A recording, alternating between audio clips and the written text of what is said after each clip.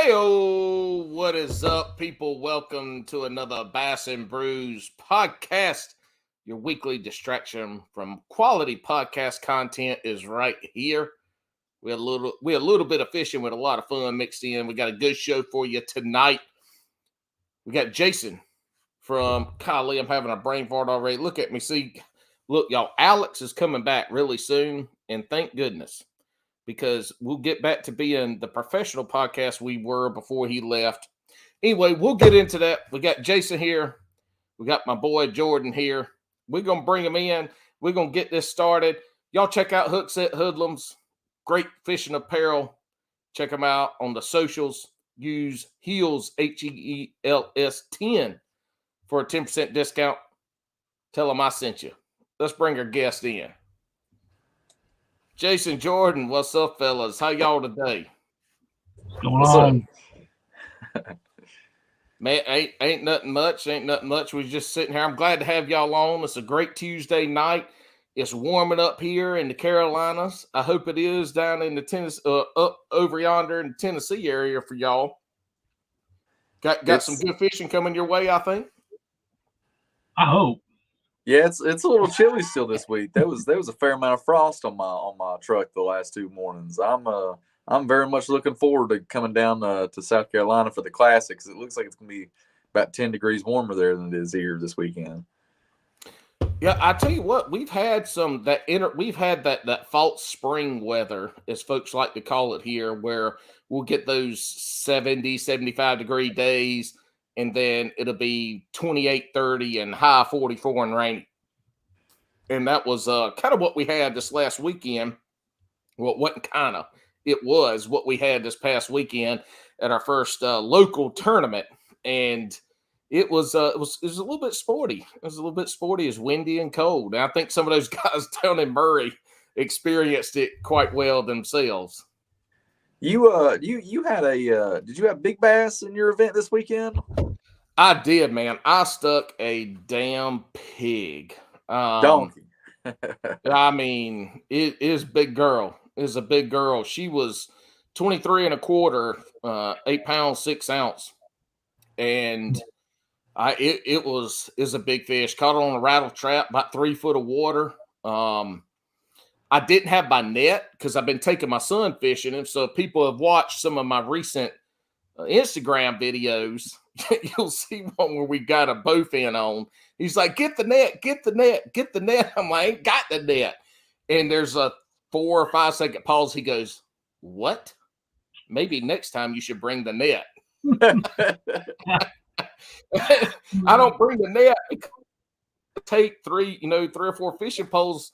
I don't have my crate in the back, so I got to put them all beside me and stuff. It's just too much stuff. And I'll be damned if I didn't leave up out of here. I loaded everything up Thursday. I was so excited. Everything was rigged, loaded up. I'm paddling. I have about an hour pedal to where I went.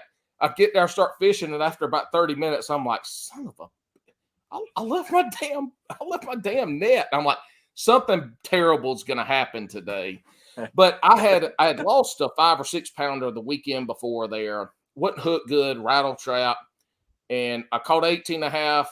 That fish was not hooked good. It had two of the back 3 trebles in its mouth, so it was hooked good. But the big one, I didn't see it until it first came up, and I've got video I'm editing that'll come out. But when I saw it, it swam and then came up by the boat, and I could tell it wasn't hooked good. And so I throw the pole down, and I start grabbing line and get it right up to the boat, and it did one little head shake, and then it took me, like, it opened its mouth, and I had both hands on it. But it had the back treble, one hook of the back treble in its mouth, and it wasn't, I mean, it fell out it fell out, but I got lucky with it. But then, like, when I catch fish, I throw them in the net, and I hang the net off the side of the Hobie. And so I got this big ass fish in my hand. I'm like, I don't know what to do. It's like the first time I've ever been kayak fishing in a tournament, because I've got the death grip on it. Like, my hands are cramping up. I'm holding it so tight. But I figured it out. I got my little fish grip things, and that helped out. But yeah, it was a pig, man. It was the biggest fish I've caught second biggest fish I've ever caught, and the biggest fish I've caught in a long time. I was shaking. It was just one of those, man, got your blood rolling. Shoot, yeah. I'm How always about y'all, paranoid Joe? to put. I'm always paranoid to put a fish back in the water. I Yep. mean, I don't set a fish down unless it's on the board and I'm already taking pictures.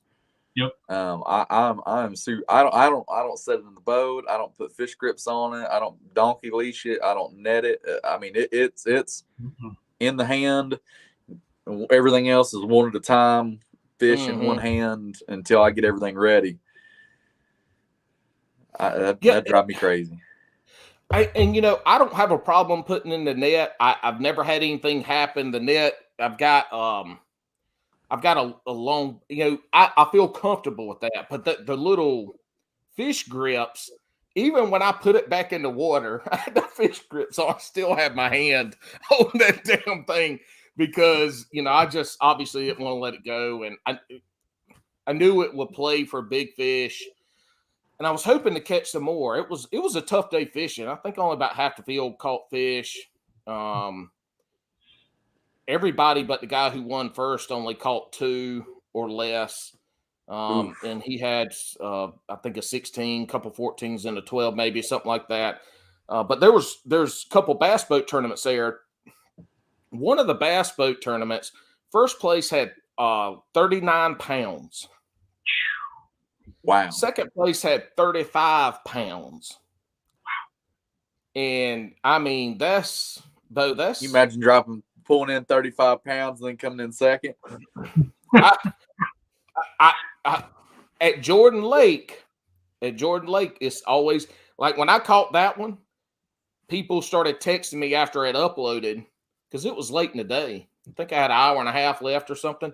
People started texting me. And I'm like, nope, shit ain't over till it's over. Somebody might not have good, because I even had to upload the low image photos. So that lake, man. There's Jordan Biggs, hashtag Jordan Biggs. How about y'all? Joe, doing any fishing this weekend?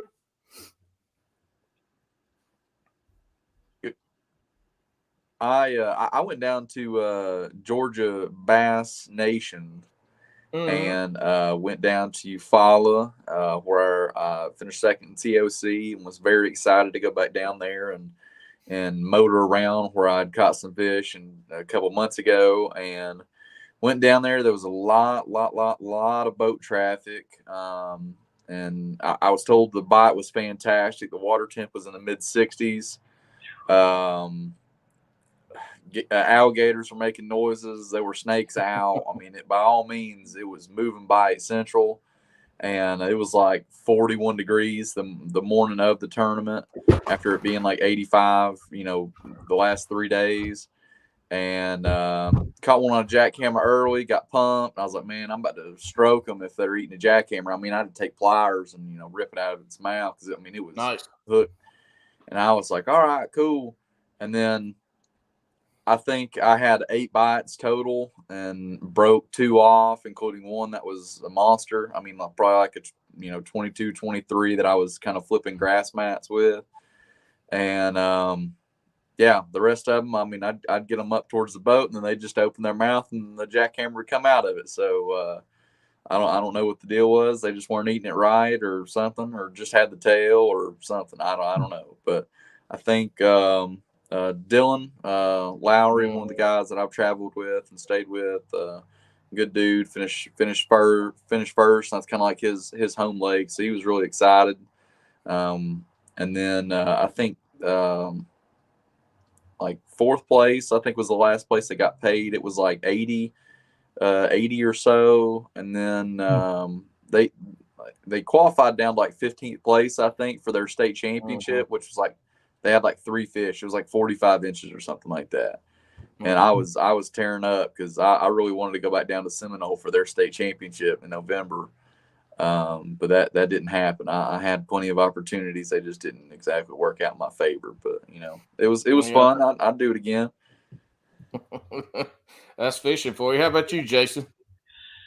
No, it's been a pretty quiet winter. I went down to Chick, I guess, last week in the bass boat, and It was good weather. The fish was high and muddy from all the rains, but I mean, fishing's been a little stingy down there. We got on a few, but nothing fantastic to write home about, to be honest. Gotcha. Well, we kind of got into this. Let's do a little introductions first. First, we got as our guest co-host tonight is reigning Hobie BOS AOI champion, Mr. Jordan Marshall. He's been a previous guest, and it was a fun, great episode. We talked a long time, ended a little abruptly, but that tends to happen when you got me leading shit going 2 hours, 4 hours, somewhere in there. Tonight, our guest is Jason McCormick for Fishing for Soldiers. Mm-hmm. And we're going to hear about that tonight, hear about the tournament that he puts on, which has been going, 5 or 8 years? This is our 8th year now. 8 years, 8th year coming up. So we're going to hear about that. So folks over in their area, and we'll get into the details of that. Y'all be looking forward to that. All right, y'all got anything to crack open tonight? I do. What we drinking? We have, since Crown Peach is apparently impossible to find, we have moved on to Ensign Red Peach. So we went with that with a little bit of sweet tea. So I'm drinking some hard peach sweet tea tonight. Oh, nice. Look, I tell you what, you come down here to the Carolinas during the summer. I grew up on a peach farm. We'll get peaches, and we'll make our own Crown Royal peach. Now you're I might even have some homemade peach wine we can sample as well. Tonight, I got a new one, and for the first time in a long time, I got a beer tonight because I've lost like 8 pounds. So I'm going to ruin it tonight with a Wicked Weed Freak. Because I'm a freak. And I guess it's and Jordan forgot because he's a working man. Jordan. I got off work about an hour ago, came home and was like, oh my gosh, I ran up here and bumped some power. My little outbuilding here is beside my mama and papa's house, and we all know how that went last time. So I had to come in here and knock on their door and run the extension cord out to their house real quick and get not changed. I still got my work shirt on, but get correct apparel on, so I look like I know what I'm talking about. And we're hydrating after a 12-hour day at work. So there we go. I'm sitting on the stump saying that's vodka, and he's just calling it water for a sponsor. That's right. Ooh. Yeah. Round 2 then. All right, guys. Well, hey, I appreciate y'all coming on. I know we got in talking some fishing and stuff. So Jason, we want to know what brought you to where you're sitting talking to these two ugly ass knuckleheads right here and now. What's your fishing journey that puts you in front of Jordan Marshall and Paul Roberts on Bass and Brews? So the abridged version, I've been fishing since before I can walk. My father fished for a living on the Bassmaster Tour before I was born, late 70s on in the 80s. And my mom gave me the ultimatum when I was born: quit traveling, raise your kids, or you need to get out. So my dad quit. I've been in a bass boat since before I can walk with him, and I fished my whole life. And I moved here to Tennessee, and John Champion and Joey Hungate and a handful of guys, Justin Spradlin, those guys here locally, they started this kayak thing kind of going on, I don't know, 10 years ago, before it was cool. And I borrowed a boat. I borrowed everything. I was a hot mess. And they're like, hey, come have fun on Thursday night. And I did. I had a lot of fun. And man, my pictures, they ain't a whole lot better now than they were 10 years ago, but I was a hot mess. I had stuff everywhere, breaking things, but I had a lot of fun. So it kind of led into, I wanted my own boat. I wanted my own gear. I wanted to be my own angler. So it's taken me a while, but I'm finally in the boat I want. I got a Hobie PA14. And this event, though, it started 8 years ago. I was sitting where I work. Yes. What's this event? Yes. So fishing for soldiers. That's great idea. Good question. So fishing for soldiers. Look, I might sound like a bumbling idiot on here, but I'm solely here to ask the good questions. No, Like I Jordan appreciate Marshall. that. Like Jordan Marshall. I think you should bring down your old Sun Dolphin, Nick, to Santee to relive your first Santee trip. If that boat makes it to Santee, I'm gonna fill it full of diesel and I'm gonna push it out through there and throw a match out in it and just let that sucker just nice little bonfire blowing out in the middle of the lake out there, just catching on fire. That's how we're gonna warm the water up if we get a cold front down there. I'm just letting you know because I'm tired of fishing in cold fronts. It's gonna look like a Viking longship with Ragnar Lothbrok being pushed out to sea, getting burnt after he died, huh? Yeah, ceremonial Viking burial on Santee Cooper. Y'all stay tuned. It's getting gnarly and warm up in here. Springtime's coming quick. Hell yeah. All right, Jason, go ahead. If you haven't listened to the podcast, there'll be some interruptions here and there. Oh yeah, that's all good. All right, fishing for soldiers. Yeah, so fishing for soldiers. So I joined the Army right after 9/11. I served, ended up getting hurt in a routine training jump accident. I shattered and a tibia and fibia and had it rebuilt, and it ended my career. And there was quite a few years where I really was maybe lost a little bit, wasn't sure what my purpose was, what I was trying to do with life in general. And I landed a job where I'm at now still. And the guy that I worked for, he said, he's like, you like fishing. He's like, you got a passion for community veterans, service, donating your time, all those things. He's like, why don't you do a fishing tournament? So where I work now, Clayton Homes, they gave me a little bit of money. They said, hey, let's see what you can do with this little bit of money. So I did. I just, out of nowhere, I knew nothing about permits, insurance, all these things, 501c3. I knew nothing about any of this stuff. And I did it. None of that shit matters. No, it didn't matter the first year. I mean, we flew by the seat of our pants. I had no idea what I was doing. But what I will tell you is the passion in our community for our veterans and the turnout we had was unreal. The sponsorship right from the very beginning was unreal, and I was addicted to this event from the very first day. So we do bass boats, we do kayaks, we do everything. We do a fair, food, games, vendors, all this stuff. And it just has grown over these last 8 years to where we are today, where we now have to separate the bass boats from the kayaks because the kayak division grew from 30 anglers our first year to in the 70s last year. And it has just kept multiplying. The support we've had has been unreal. I mean, Jordan's won it. I think, he talks about all the wins and the trophies he has, and he still says, I think that's absolutely one of the most special ones for sure. Yeah. So, I mean, it's something that we get a lot of people from all over coming to. We give away Hobie boats and, I don't know, $50,000 in cash and prizes every year we give away. And it's all donated. Where's the tournament? Yeah. So this year it is March 12th. So not this weekend, but the following weekend. And what's unique about it is it's open to 10 bodies of water, and it's all in East Tennessee. So you're looking at Chickamauga, Watts Bar, Fort Loudon, Tellico, Holston, French Broad, Cherokee Norris, all those lakes here on the eastern chain. And we give a virtual captain's meeting the night before, so there's no required gathering, because I understand people are going to be fishing multiple hours away. And I do give them on tournament day a 2-hour drive window to get to our weigh-in, where we cater food for everybody. That's where all the prizes are. We're giving away our boats.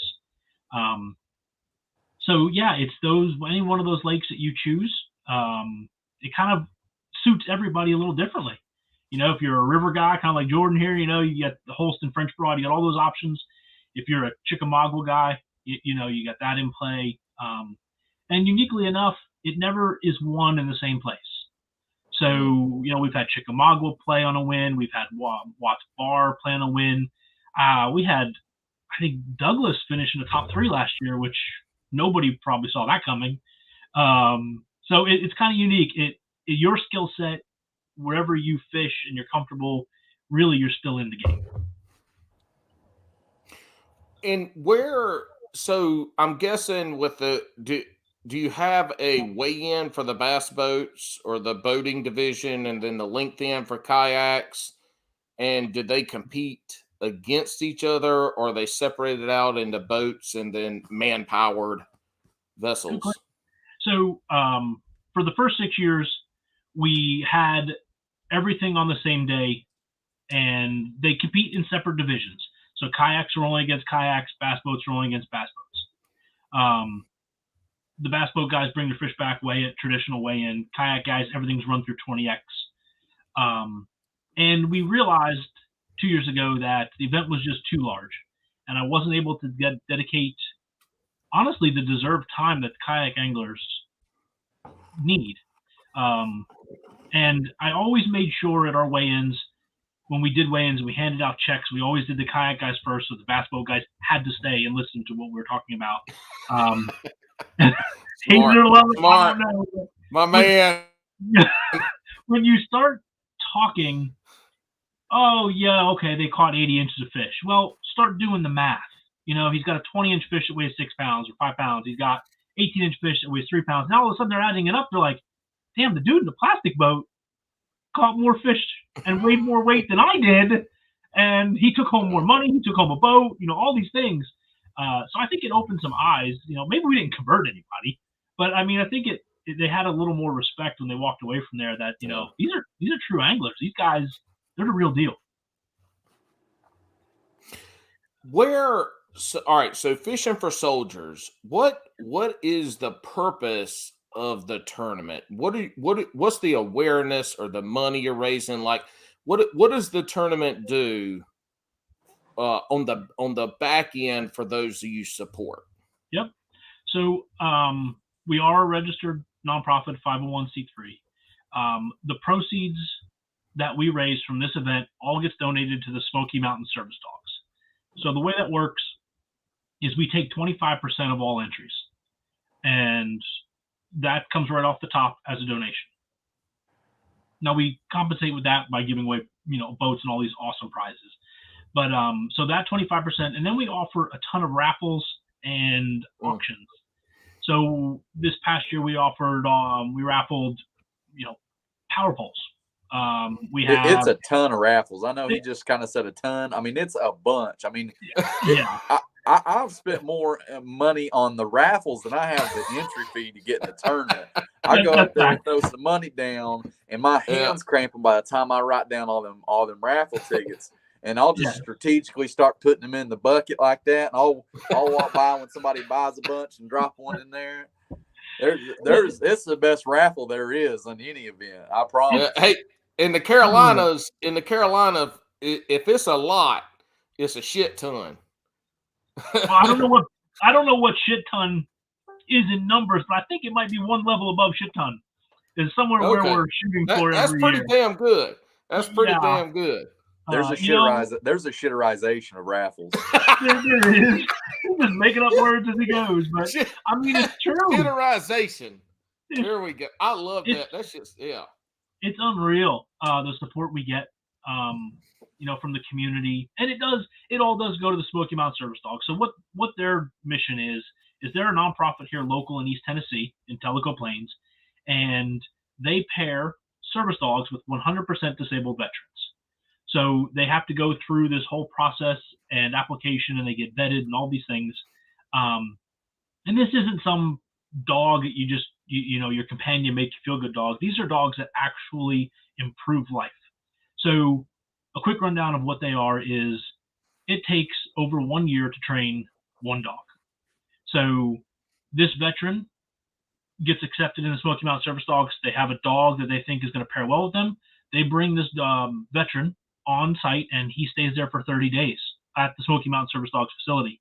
And they train him and the dog together for those 30 days to make sure they're going to be compatible when they leave here.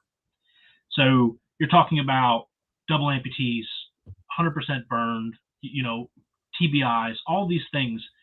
These dogs truly make life doable for these veterans. I've been told on more than one occasion that without their service dog, he would have been one of 22 who killed himself daily. That's what the number is for veterans every day. 22 a day commit suicide.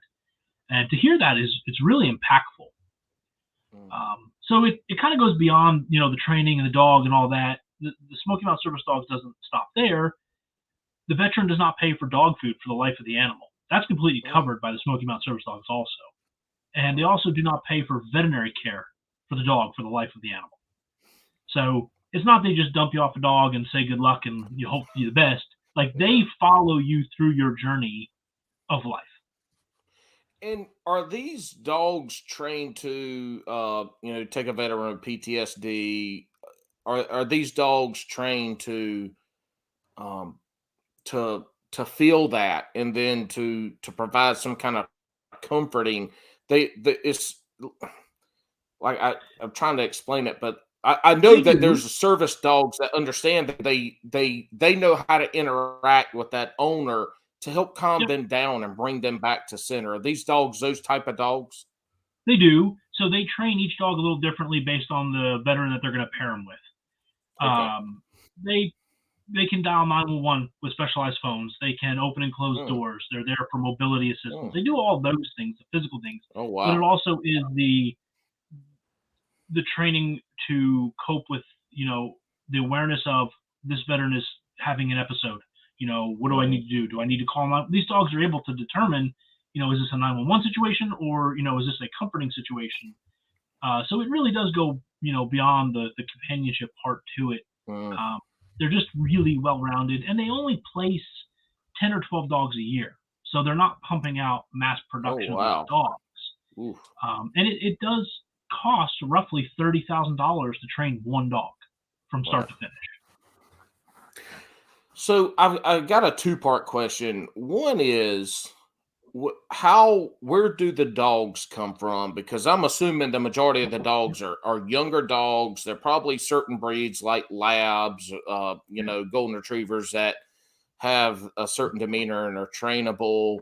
And then what's the one thing that the Smoky Mountain dog what's the one thing that they need the most that they're lacking? You're 100% right. They're all labs. Every one of them they put out as a Labrador. They do come from specialized breeders, and they get them as young as possible as puppies.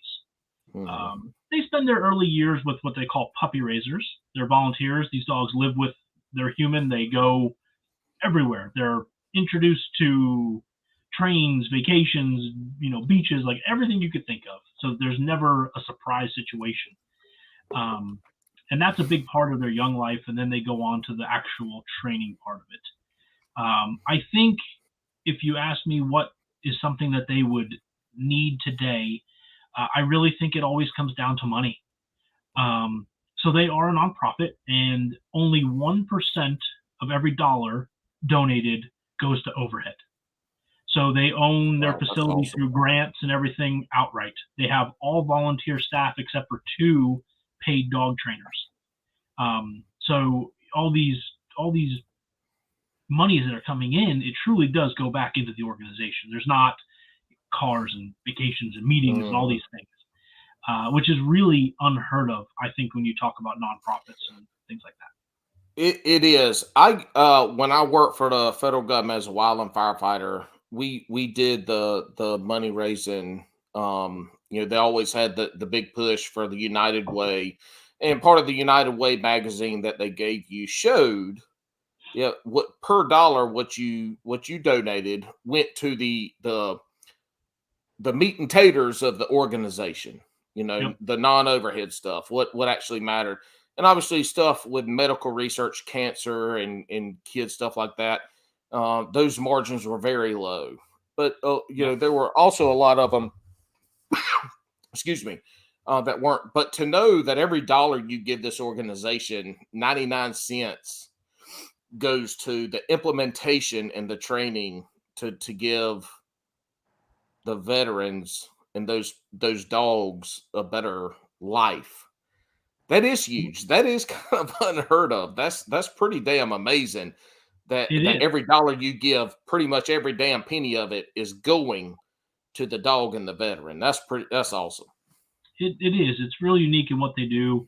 And they're very open about it. Anybody is invited to go to their facility to see what they do, to see the training. They have something that's called passing of the leash ceremony. And I always tell this to everybody who's wanting to know about them. And what it is it's when that dog graduates.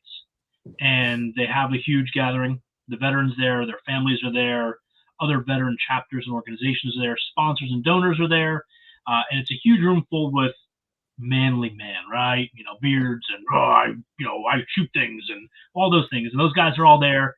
And I don't think people realize when there's a line of people up in the front of the stage and they're all standing there, and it's every person who ever had a hand in training that dog. There's probably 12 or 15 people standing up there, and the veteran is the last person in line. That veteran, as part of this ceremony, has to get up and discuss how they ended up where they are right then today. And then this dog, they literally pass the leash. He walks in front of the line of people. They pass the leash to the next person. So the next person, to eventually the very last person, who's the director of Smoky Mountain Service Dogs, hands the leash to that veteran. And I think usually it gets to about the fifth person before all these manly men are all crying. I went there and said, I ain't gonna cry. I ain't cried since kindergarten, And I'll tell you what, I cried like a baby. And I look around and I'm like, I might be the only one. I look around, everybody's crying. So it's really emotional. It's a fantastic ceremony. They stream them live now since COVID on their Facebook page, so you can tune in and watch it there. But it's life-changing. It really is. Do you have any of the veterans and dogs and folks like that? Do they attend the weigh-in and the raffles, or do they fish in it? Do you have that kind of participation? Yeah, we do. So since me teaming up with the Smoky Mountain Service Dogs, it's really opened a lot of doors. I've made a lot of friends. I have a couple of guys who live here locally who come every year to my event religiously. They show up every year, no matter what. The crappy weather, it rained, it poured something fierce last October, and they were still there. It's never a question. I'll pick up the phone, I'll call Chad, and he's like, bro, I'm there, man. So, yeah, they come out. The Smoky Mountain Service Dogs is represented there. They'll usually come out and shake hands and thank everybody. So they're very involved with what we're doing, which I think kind of maybe goes back and shows to the amount of effort and what we've done with the event. We're doing it for the right reasons, for the right causes, and I mean, the rewards show, the efforts. So tell me this from our listeners, and from the folks that will share the angling community. What's some things that you need from us as an angling community that we can give you? And maybe we're local, maybe we're in the Carolinas, maybe we're in California, but what are some things that we can do if we can't be there to fish and support and to buy raffle tickets? What are some of the things that we can do for you in the tournament? So it's kind of a unique situation. Last year we had over 8 states represented that came and fished this event. We have guys who fish one day a year, and this is the day. Actually, the guy who finished third on Douglas last year, Joey Hungate, he's an Air Force, Chief Master Sergeant, and he finished in third place, but really when it comes down to what we kind of need is it's awareness. That's what I hope to get out of this. I would love for 1 million people to go and follow the Smoky Mountain Service Dogs Facebook page. I love them to follow my pages where we work very closely with them. It's the awareness of what they do and how they change these veterans' lives. And of course, like I tell all of our sponsors, whether you're in this country or out of this country, we have both. Any donated item of any size makes a true difference. If I can put your pack of 3 jigs with something else and make a gift basket and raffle it off, I just made $20, and that $20, 100% of it's being donated. So of course it's the donations. And look, I mean, I lose money every year doing this event. It is what it is. It's my passion. I don't care. I don't have a lot to offer. I'm very upfront about it, but I can offer you advertising on social media. We have a huge following. It's nothing for our posts to hit 10 or 20,000 views. naturally not paid. We don't pay for any advertising. So we do try to treat every sponsor, whether you're donating a $5,000 set of power poles or the guy who is a local small guy who makes jigs, we're trying to treat everybody the same. I would put this on a level. You have what's my ROI, which is the marketing side of what people or companies are going to do. But I think that this is a different level of people donating product, time, and money. Mm-hmm. They're not necessarily looking for a marketing side of it, an accolade of that. Right. They're looking to do it because they care. They empathize. They empathize for the veterans. They empathize for what the impact this makes on other people's lives. And I think that's what you're getting at, is you're touching an emotional part of these folks, and that's why they're willing to give. You're absolutely right. Everybody in this country has somebody in their family or a friend who has served in the military in one of the 5 branches. So you're absolutely right. It hits the heart. Maybe it's a subject I think everybody can relate to. And you're right. I have sponsors who do not donate to any other event. I'm talking Bass Pro Tour level companies donate to my event who ask not to be recognized because they don't want everybody beating down the door, or So you're absolutely right. If you follow closely, you can figure out the product on the table and who's on our shirts and not. So you're absolutely right. I think a lot of it's the cause, it's what it's for. And I'm okay with that angle, 100%. I mean, if that's whatever your draw to it is, mine was service. It's my friends who've been affected. It's my friends who've committed suicide. It's, my friends who've been changed by these dogs. Whatever your draw to it is okay. I'm just grateful for whatever that draw is. Who is going to win it this year? Who? Well, I mean, Jordan Marshall wants this blue and lime green trophy, I'm sure. But, and it's hard to argue statistically. I think Jordan I would probably pick him in my top 2. Well, you have to. The man has won every damn AOI of any tournament trail he has fished in. But I also have to tell you, there's another local guy here named Eric Thomason who always seems to be right there. If I had to choose somebody, it's probably Eric's year.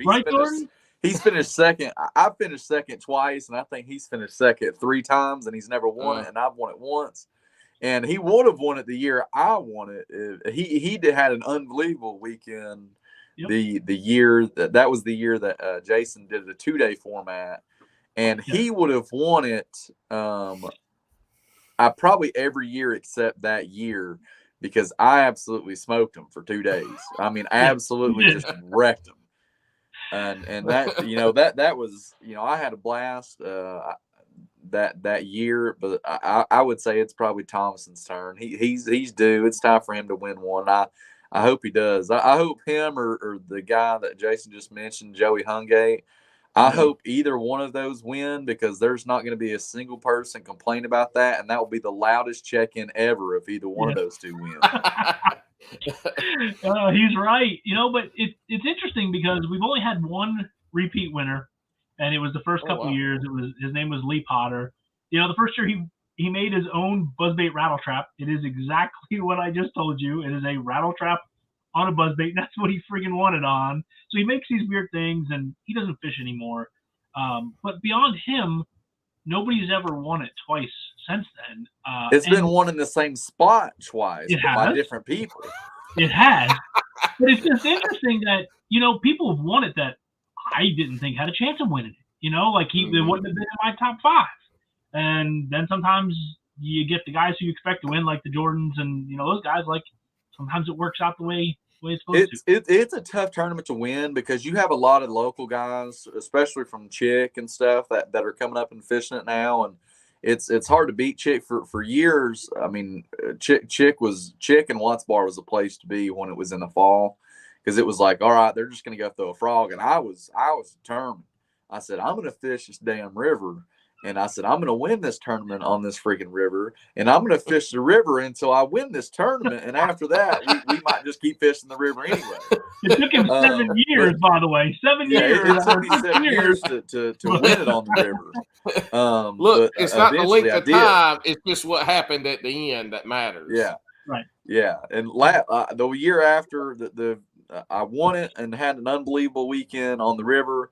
And then the most recent Fishing for Soldiers, I zeroed or had 1 fish on the river. Oh, shit. And I caught as many cows that day as I did fish. And that's a story for a different day. It's interesting. No. It's Bass and Brews. You can't talk about catching cows and not tell us about catching a damn cow. Let's hear it, Jordan. Me and Eric Thomason were floating down the river, and he texted me, or he called me, and he said, "Hey, there's a cow in the river." And I said, "What do you mean there's a cow in the river?" The river had went down like 5 feet in 4 hours. And, it's spring, you have a bunch of big rains and stuff. All this stuff was flooded. And then the water just went down like 5 feet, and just, while we were on the water, I mean, it went down quick. And it appeared as though there was just a cow stuck, a baby calf in the mud that stuck up to its belly. And Eric called me and was like, "Man, there's a cow over here." So I pedal across the river and back up, and I'm looking at it. And sure enough, there's a baby calf in the river. And we had some cam straps in our kayaks. We were on a float, and we're trying to figure out what we're going to do.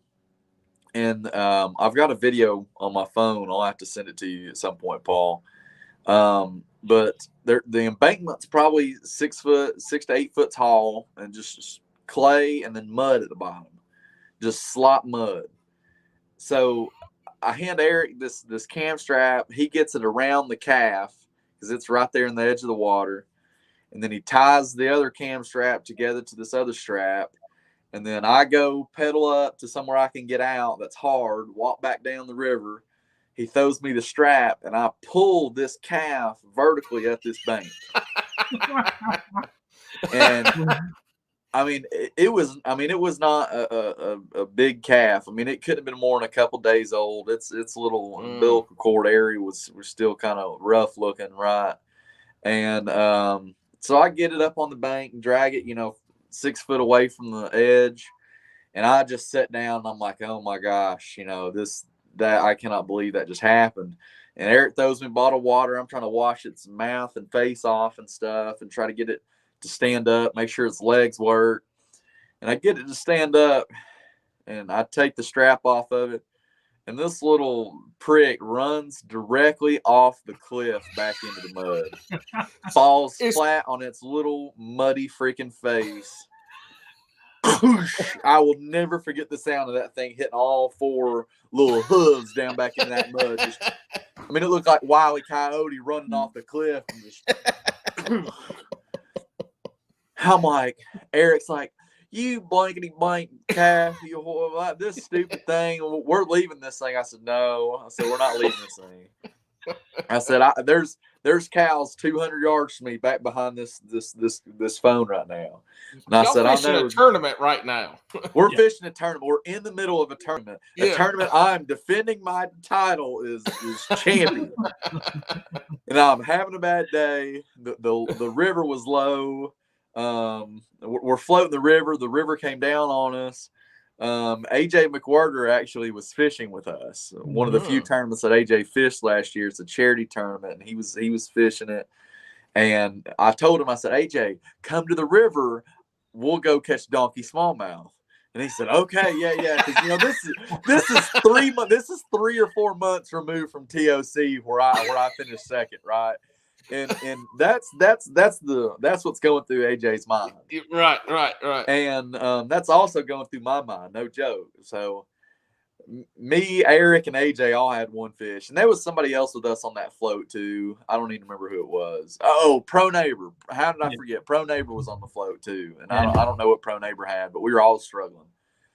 And so we get this thing around it again, and drag this freaking calf back up the cliff. This time I turn, put the strap over, and I'm dragging it over the shoulder up in the middle of this field, and I'm hollering for people, "Hey, is this my stupid calf?" And by the time I get up there, I'm out of breath, and it probably sounded like, "Hey, is anybody up here?" So I took a bottle of water with me, and I didn't even bother pouring on that calf. I drank the rest of the water myself. I didn't even pour any on that calf. And I was like, you know what? I took the straps off of it. I rolled it over, and I just beelined back to the bank, right? And I jumped back off and got my kayak, got down through there, and Eric goes, "You know, we probably should have made sure that calf wasn't going to jump and run back in the water." I said, "Eric," I said, "if that thing, I want to get away from here quick enough where I don't know if it's back in the water or not. If it goes back off that cliff, I don't have the strength to leave it there."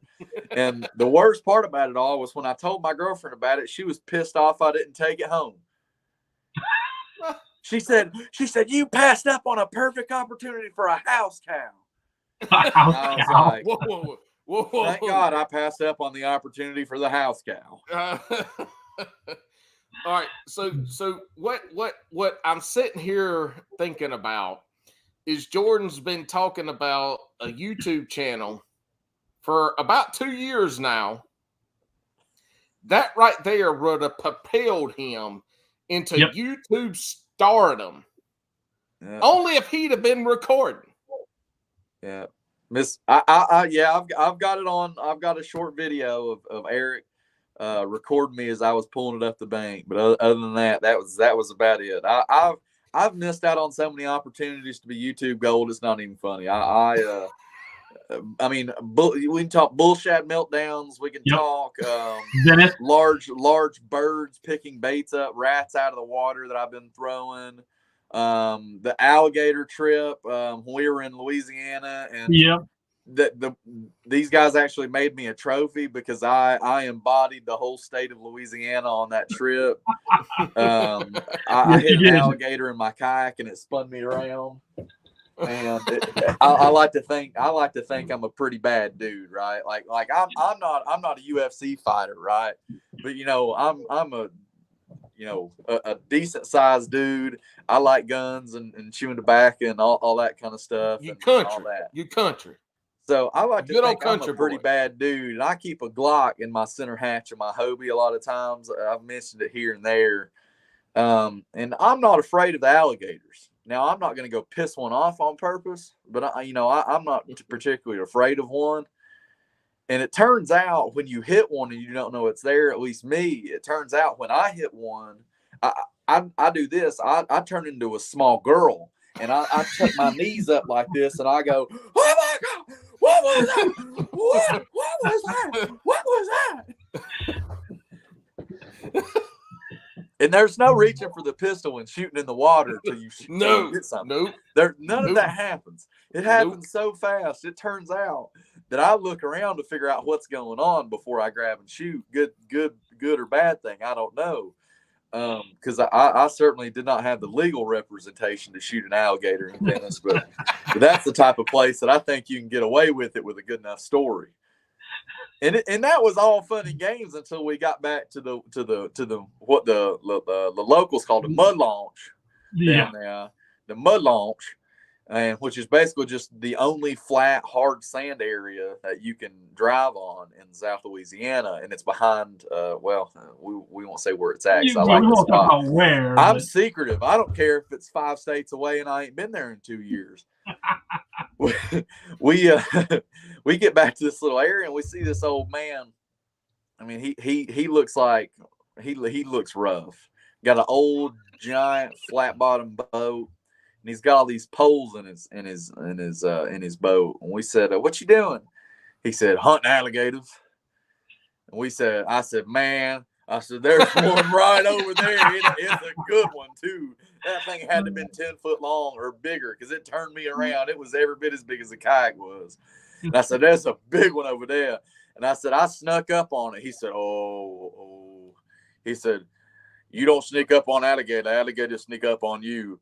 And the rest of the day, I was like, you know what? That shit ain't nearly as funny as I thought it was when I had it. And look, y'all, if y'all want to hear the whole story, we did talk about this on the nights that the lights went out in Murrayville. The first time Jordan came on, it was episode 34. I was just looking at it. Episode 34. You can go hear about 2 hours and 9 minutes of Jordan Marshall stories, and it is absolute gold. We talked about stories and mishaps and spinner baits, and all. It was a grand time. So, Jason, do you get to get out and fish anymore, or are you just like what does your fishing look like? Are you kayak fishing? Are you boat fishing? You tournament fishing? You fun fishing? What does that look like for you? So pre-kids, I fished extremely competitively all the way up through the Bassmaster Opens. Mostly bass boat fishing. Competitively fished local clubs here, mostly in a kayak. It seems now most of my weekends, I told you a little bit earlier, I've got 6.5-year-old triplets. My weekends seem to be pretty tied up. So I get to fish during the week a little bit, but it's mostly, in a bass boat, local tournament, little stuff. I don't get to fish my own event, but little inside information that I don't guess Paul knows about. Have you decided on a new ride yet, Jason? Oh, I did, and I go pick it up on Monday. So I went. Let's go. How long will it take before it has a Fishing for Soldiers red, white, and blue wrap on it? Ooh, so it's going to have a wrap, and it's going to have Fishing for Soldiers, but I don't think I'm going to go crazy bright red, white, and blue like last time. I'm going to do a subdued flag, probably olive green and black. Oh, that's dope. But it's a Phoenix 920 Elite. I go pick it up on Monday. Woo! Yes. Nice. He upgraded. That's a good upgrade. That's a lot faster than my boat. Speaking, I know we got to keep it on an hour, so make this quick, Jordan. How fast is the new motor on the boat? It runs 5.1, I think is pretty consistent. I think I've had it up to around 6 when I'm pedaling with it. And I think I've had my PA-14 before, just pedaling it, everything brand new, hardly anything in it, with some current up to 7. And I think you could probably get it in the correct everything ideal. You could probably get that motor to push that thing 8 if it was in that same area of the river and everything was going correctly. Yeah. So I average glass water, my PA-14 with the 180 drive on tournament day. I'm going to average 4.25 miles per hour. That's booking it. I'm impressed by that. I can go that fast for about 2.5 miles before it starts slowing down. That's impressive because I probably couldn't do 4.25 for that long. Yeah. I can't. Well, yeah. I'm steady at about 3.5, 3.6 looking at Navionics on my phone, and I can do that pretty sustained. Yep. There's where the motor comes in, as Dylan talked about. He went 7 miles for that tournament he won this past weekend. You ain't going 7 miles in no damn pedal kayak. I can almost guarantee you, because you're going to have about an hour and a half to fish before you get to pedal your ass back. That's where the motors come in. So we're gonna go off from there. I got one more question for Jason before we get into the good questions. We're gonna link everything down below for sure, y'all. for Jason. I'll get all the links and everything for the tournament. Where, if we want to, do you have any apparel, stickers? You know how damn kayak people love a sticker. Yeah, I do. Where can we find stickers to put on our shit, or hats or shirts, whatever it may be? Where do we find all that? So up until recently, we've done at event only sales of apparel, hats, buffs, sweatshirts, all these things. It's usually been in person only. There's been a huge demand here lately, and a lot of that question about people wanting to buy things. And once we survive this March kayak event, we are going to offer, for the first time ever, a Fishing for Soldiers performance 100% moisture wicking shirt for sale on our Facebook page. It's going to be a flat rate for the shirt, regardless of the size you get, and shipping will be included. Proceeds from it will get donated. It will not be like our event shirts. It's going to be something that's going to stand alone by itself. The event shirts are still going to be specific to the events. They're going to have our logo on the front. It has the military branches and the flag on the back between your shoulders, and then our tier 1 sponsors. The generic shirt that we're going to sell to anybody who wants one is going to be our logo on the front, the branches, and the American flag on the back. So it's going to be very simple, very basic, and it's probably going to be offered in our event colors, which are royal blue and lime green. Stickers. Where the hell do we get stickers? So, great question. For some reason, kayak fishermen have this obscene obsession with stickers. Yes. Awesome. Look, we love our apparel. Yes. But we want stickers, and we got to have a sticker for every angle of the kayak. Yes. So, kayak anglers got their freak on for the stick-ons, man. I'm telling you. We stick a hose. We stick a hose. That is factual. So those as well.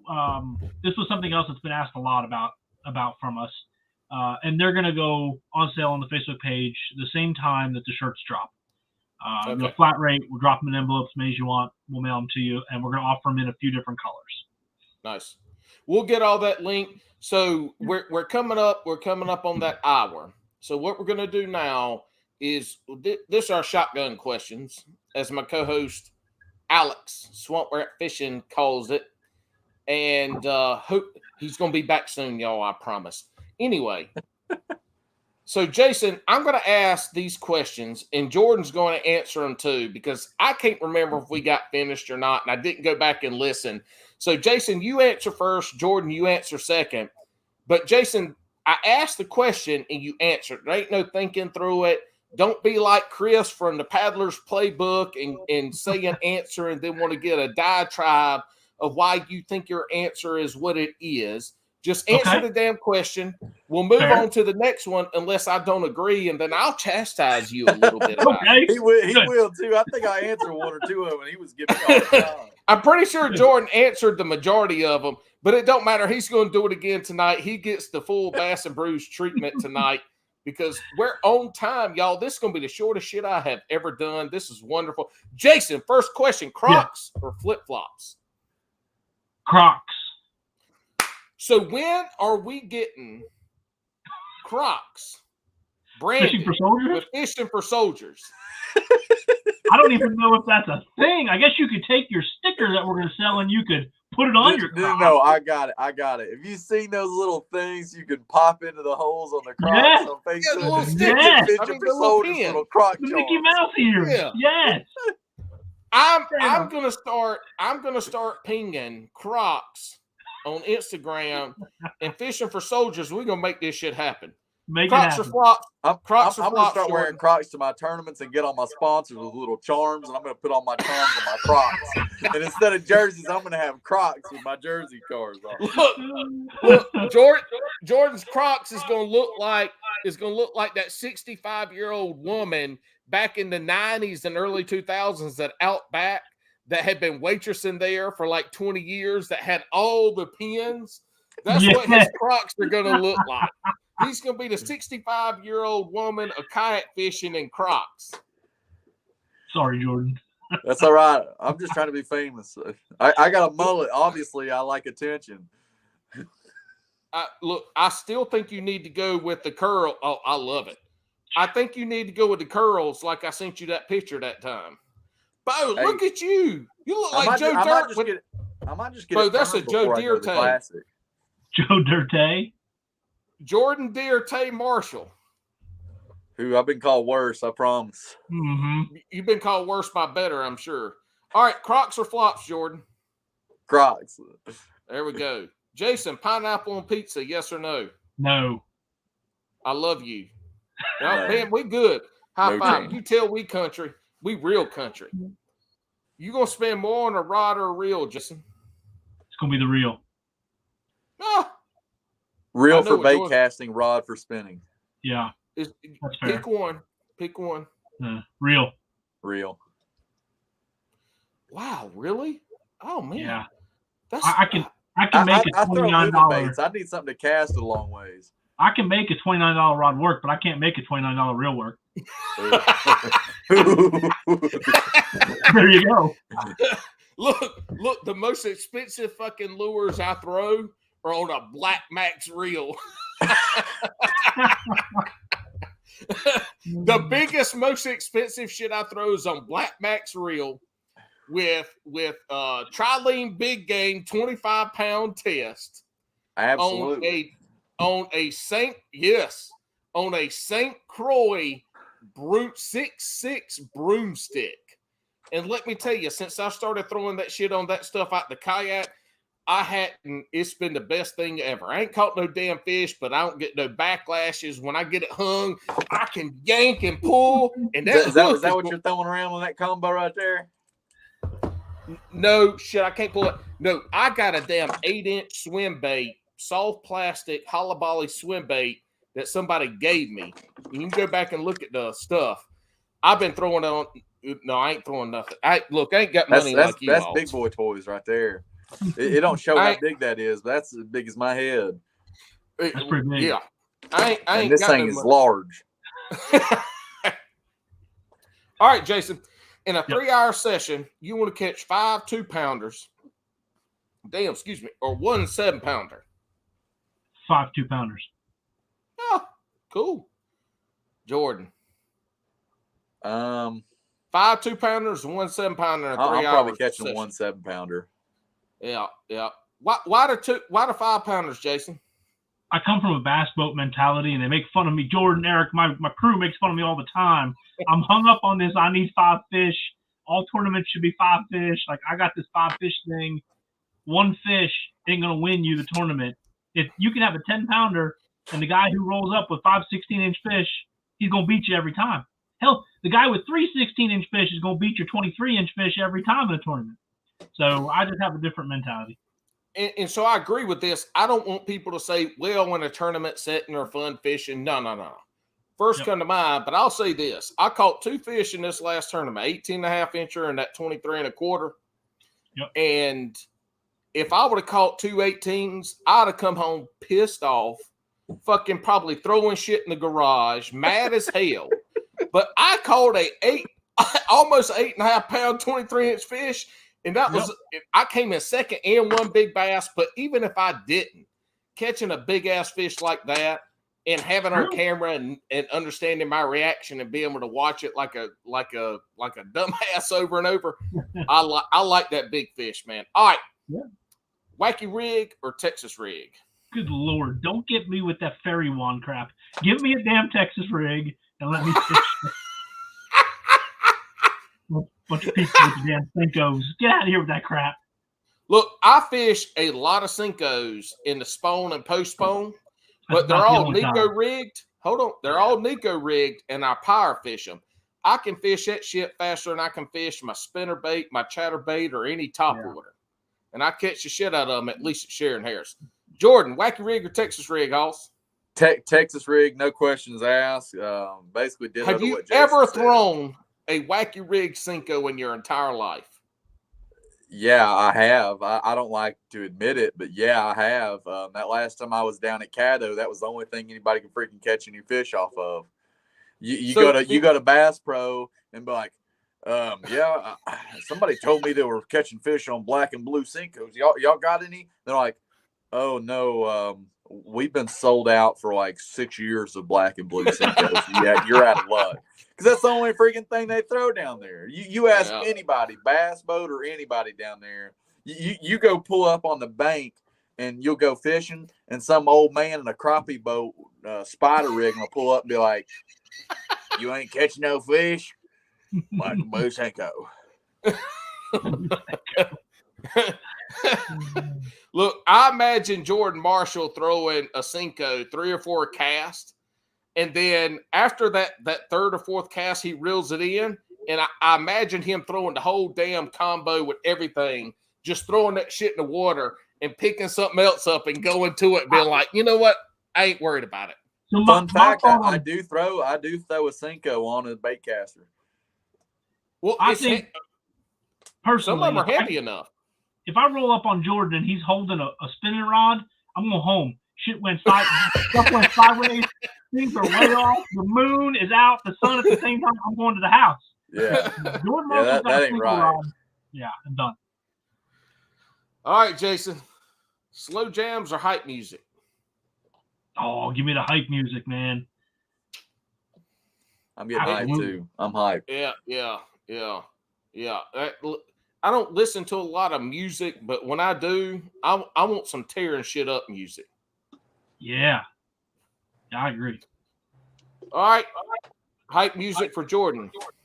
So, I'm hype. I'm listening to Turnpike Troubadours or some good country music. It don't necessarily have to be hype music, but I mean it's something upbeat when I'm fishing. I got upbeat. That's a good term. All right, Jason, this is the most important question of everything we ask here tonight. We've had folks that have answered this question improperly. Not necessarily wrong, but improperly. And they have been brought up numerous times. And I'm not gonna bring one of my great buddies up again with this, because I do every podcast. I told him like 6 podcasts ago I quit bringing him up. But this is the most important question of the night. You know how anglers love a good Sammich. Mm-hmm. What are your top 3 Sammich proteins? I'm going to go with ham. I'm going to go with salami and probably a pepperoni. Good. All delicious proteins, safe proteins. You didn't say spinach and you didn't say cheese. So no. You are definitely never last in this question. Jordan, good. Now you've had a chance to think about this, so don't fuck it up. Top 3 Sammich proteins. Turkey, ham, and pastrami. Well, see, look, now we got a country boy talking about pastrami.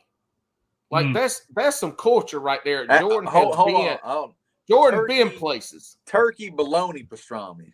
Oh, we getting Oscar Mayer bologna, or you getting that thick from the whatever's thickest wherever I can get it. I have no brand preference. As long as it's got some grit to it, I gotta peel the red stuff off the outside. Yes. And then it's got to be thick. Tell him, Jordan. And I'm not saying thick. I'm saying thick. Unless Oscar Mayer wants to sponsor you, you don't have a preference. Yeah. I'm here for it. I'm Oscar Mayer, mane and tail to wash my hair. Stoker's chewing tobacco. I'm here for all of it. I'm just waiting. They're going to come calling eventually. If y'all want to give me money to fish, I will eat, chew, or wear any product you make. Yep. Promise. Absolutely. All right. Crocs too. I ain't forgot about that either. Bo, I don't know, Jordan, you might know. Look, I wear Crocs fishing 365 days a year. It can be 19, 15 degrees outside. I have Crocs on with no socks. All the time.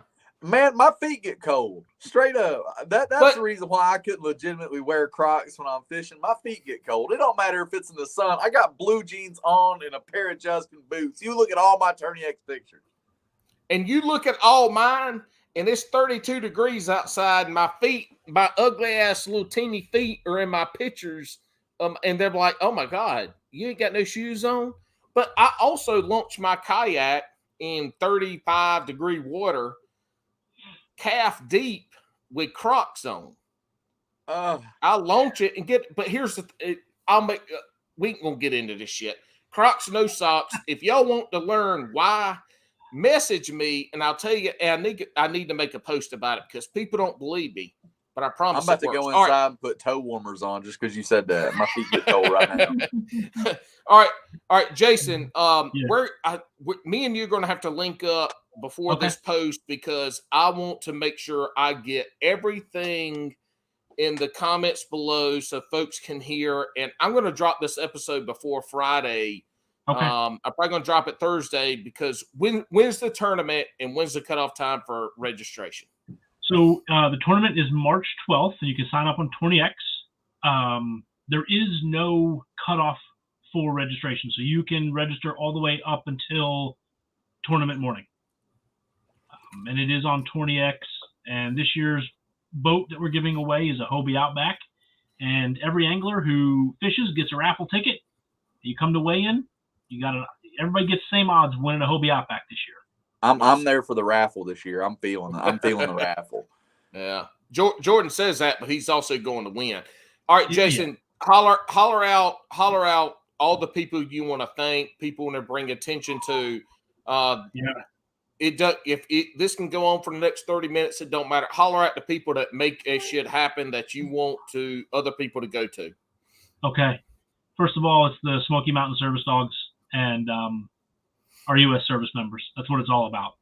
The sponsors who make it happen, without a doubt, every year for us, it's Frontier Outdoors in Kingston, Tennessee. They donate the boat, everything. They're by far our greatest sponsor. Clayton Homes, Pilot Flying J, Walmart, Academy Sports, without a doubt. We couldn't do it without Academy Sports. Oh my goodness. Power Pole, Vicious Fishing Line, Mega Bass, Frog Togs, Ober Gatlinburg. Oh man, you guys put me on the people that bring the oil. I'll try to help you out, Jason. Luke, there's oil that comes, all those rods. You can name the companies. I'm just trying to think of stuff I put in raffles for. Enigma Fishing, Ducket Fishing, Rattle Trap, River to Sea, Vicious Fishing, Trilene and Pure Fishing, Lucas Oil. Without a doubt, couldn't do it without Lucas. I don't know if I said Clayton Homes.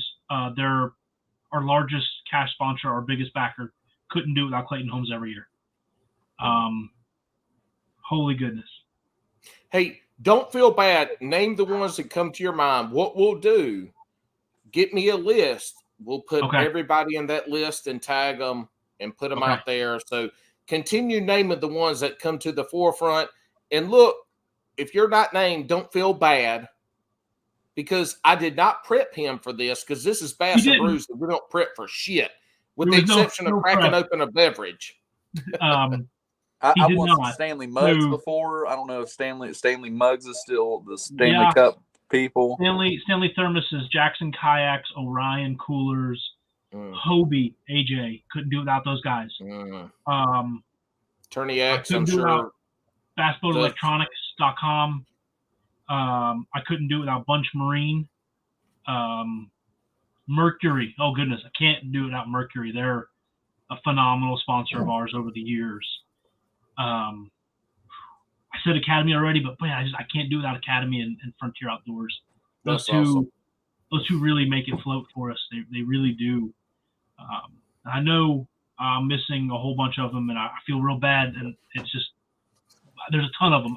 There's probably 100, and we try to do it justice. And it's Gets It is on there. The crappie fishing guy. I just drew a blank, but I couldn't do it without Rip Rap Fishing, and Robert Alder with Driftwood Swim Baits, custom swim baits. The guy who makes my whole morning happen on event days, Captain Scott Manning. He's a veteran, U.S. Army. He runs and owns Tennessee River Monsters. They guide for catfish and stripers. He is my man who makes everything happen. There's a couple people too. Holly Tridell with CNC Outdoors. She makes my weigh-ins happen. She does it all for me. I've had a ton of help this year from Andrew Dotson with my Torniac setup and running that. I couldn't do it without those two people. Matt McKee of McKee Outdoors. He helps get my mornings off as well. Volunteers, Barbecue Haas feeds everybody for free every year. Chick-fil-A, same deal, feeding everybody. That's no easy task, feeding a bunch of anglers coming off the water. Amy Murray, John Murray's husband. I'm sure everybody knows who John Murray is. His wife, Amy, is my guru of raffles and all things money. She's a fantastic help. I couldn't do it really, honestly, without my wife. She lets me do this crazy stuff. She says my house looks like Bass Pro Shops every year, and I don't get to keep any of it. She's really the push that lets me make it happen. Kayak Fishing with Christ.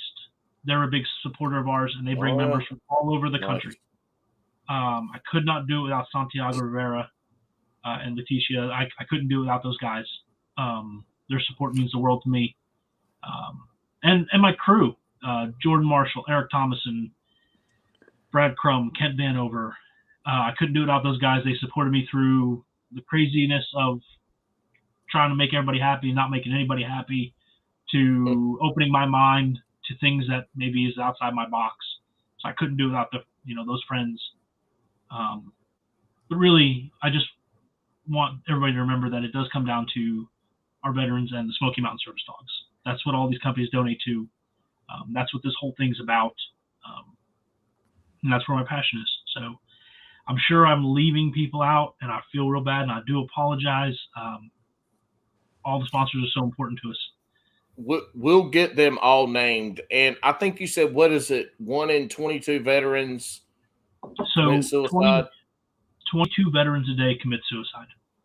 Okay, so we've lost roughly 7,000 troops since we've started this Operation Enduring Freedom and Operation Iraqi Freedom. And we have lost 4 times that number to suicide at home. So, 22 a day.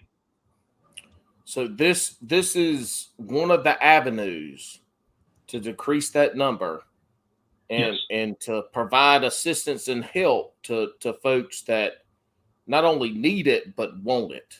Folks that are looking for that help, that guidance. Yeah, I talked earlier about all the avenues and different things that have opened up through this event, and one of them is we've been reached out to many times with veterans are backs against the wall and they don't know where to go. We have helped veterans get into facilities, medical treatments, homeless veterans. I had a guy show up at my event one year. He's a homeless veteran, and he just showed up for a free meal. And we got him linked up and teamed up with Volunteers of America. And they got him housed and fed and cleaned up and employed. And so we do a lot more than behind the scenes than I think most people would ever realize.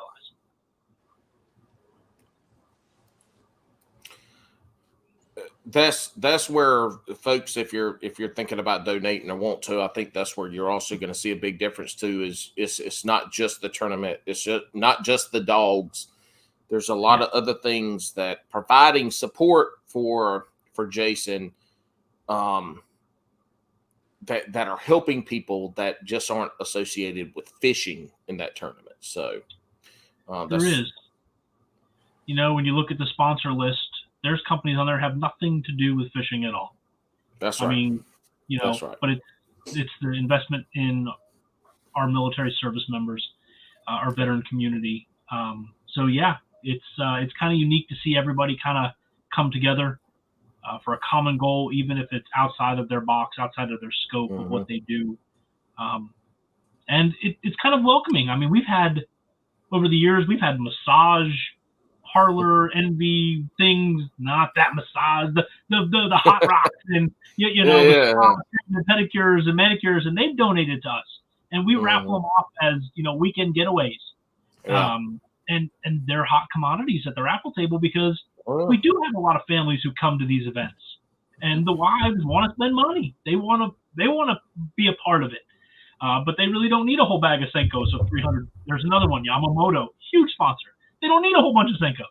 So, but the massage envy, and the Ober Gatlinburg, and the 2-night stay that's donated by a Holiday Inn in Pigeon Forge, like all of a sudden that's a romantic getaway. So, it all come together. It's pretty cool. Nice. Jordan, now a lot has changed here recently with people you should be shouting out. So tell us about what you got going on here recently. Shout them out, and I hope we have a YouTube channel you can shout out that we can actually follow now. Yeah, you still can't follow the YouTube channel. It's still work in progress.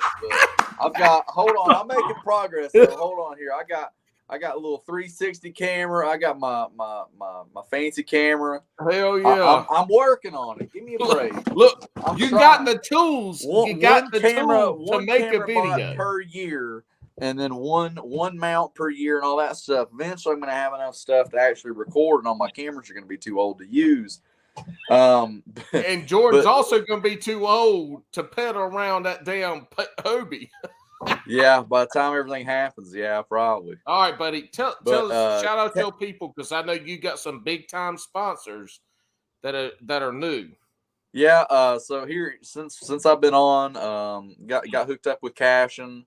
I've been a fan. I've been a real big fan of Cashin for a while. It's crazy how all that happened. But I've been using a couple of their rods for a long time. A couple years since I've been catching a bunch of fish in these TOCs. So it's great to finally meet a lot of those guys and hang out with them. I'm really looking forward to hanging out with some of the ones I haven't met this week at the Classic. Same way with Z-Man. I mean, I think everybody's heard it by now.